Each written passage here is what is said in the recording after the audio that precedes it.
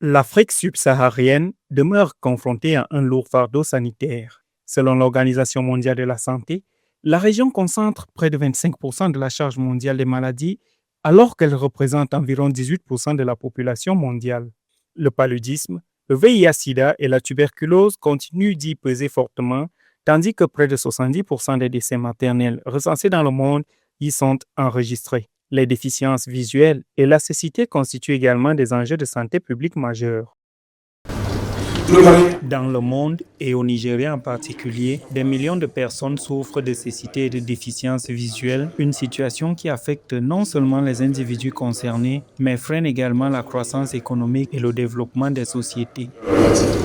Dans les Caraïbes, les maladies cardiovasculaires, le diabète, les cancers et l'obésité figurent parmi les principales causes de mortalité.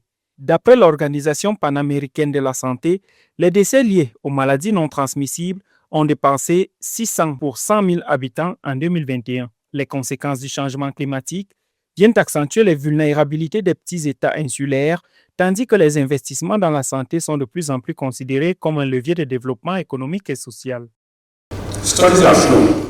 Des études ont montré que pour chaque dollar américain investi dans les soins de santé oculaire à l'échelle mondiale, les retombées sont considérables en matière de prévention de la perte de vision, d'amélioration de la qualité de vie, de renforcement des systèmes de santé et d'accroissement de la productivité.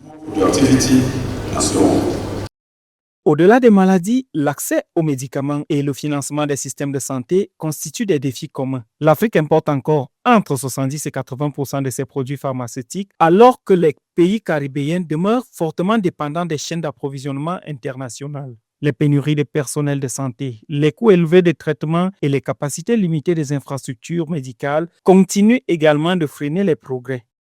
Nous aurons mis en place des mécanismes durables ainsi que des innovations en matière de financement pérenne tout en développant des partenariats avec différents acteurs. Ces trois éléments sont indissociables. Il faut travailler ensemble, assurer la pérennité des actions et disposer des ressources nécessaires. Les mécanismes que nous développons reposent avant tout sur l'innovation et le renforcement de la résilience.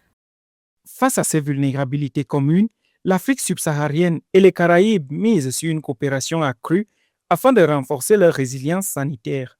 Développement de mécanismes de financement innovants, partenariats élargis et sécurisation des approvisionnements figurent parmi les priorités partagées.